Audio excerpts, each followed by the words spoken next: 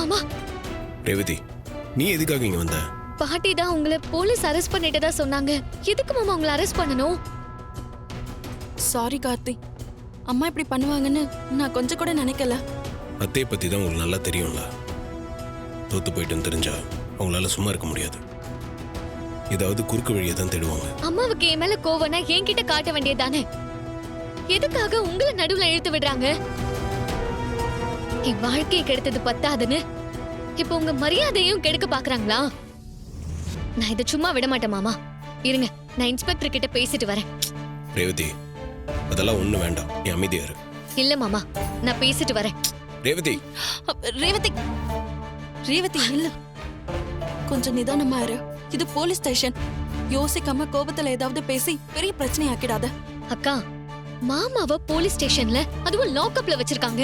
எப்படி என்னால நார்மலா பேச முடியும்? நீ வா, அந்த இன்ஸ்பெக்டர் கிட்ட நான் பேசிக்கிறேன். Inspector sir. என்னம்மா, எதுக்கு இப்படி கத்துற? இது என்ன உங்க வீடா? Police station. கொஞ்சம் பொறுமையா பேசு. சார், நீங்க லாக்அப்ல அடைச்சு வச்சிருக்கிறது என்னோட ஹஸ்பண்ட். அவரே எதுக்கு சார் நீங்க அரெஸ்ட் பண்ணீங்க? உங்க அம்மா சாமுண்டீஸ்வரி தான் இவர் உங்களை கட்டாயப்படுத்தி அவங்க வீட்டுக்கு கூட்டிட்டு போனதா அவர் மேல கம்ப்ளைண்ட் கொடுத்திருக்காங்க. சார், எங்க அம்மா கம்ப்ளைண்ட் கொடுத்திருக்கிற அந்த பொண்ணே நான் தான். என்னை யாரும் கடத்தல.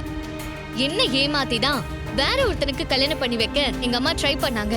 ஏமா, நீ என்ன வேணாலும் கதை சொல்லுவ, அதை நான் கேட்டுக்கிட்டு இருக்கணுமா? அதெல்லாம் எனக்கு தேவையில்லாத விஷயம். உங்க அம்மா கம்ப்ளைண்ட் கொடுத்திருக்காங்க. நாங்க சட்டப்படி எஃப்ஐஆர் போட்டு ஆக்ஷன் எடுத்திருக்கோம். என்ன சார் பேசுறீங்க நீங்க? ஏன் விருப்பத்தோட தான் என் புருஷன் கூட வந்தேன்னு நான் சொல்றேன்.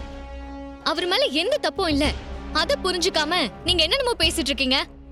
தயவு செஞ்சு அவரை ரிலீஸ் பண்ணுங்க சார். நீங்க சொல்ற மாதிரி எல்லாம் எஃப்ஐஆர் போட்ட ஒருத்தரை அவ்வளவு சீக்கிரம் ரிலீஸ் பண்ண முடியாது.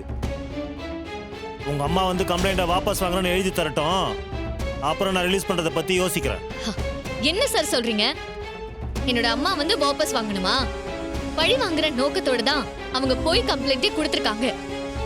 அவங்க எப்படி சார் வந்து கம்ப்ளைண்ட வாபஸ் வாங்குவாங்க?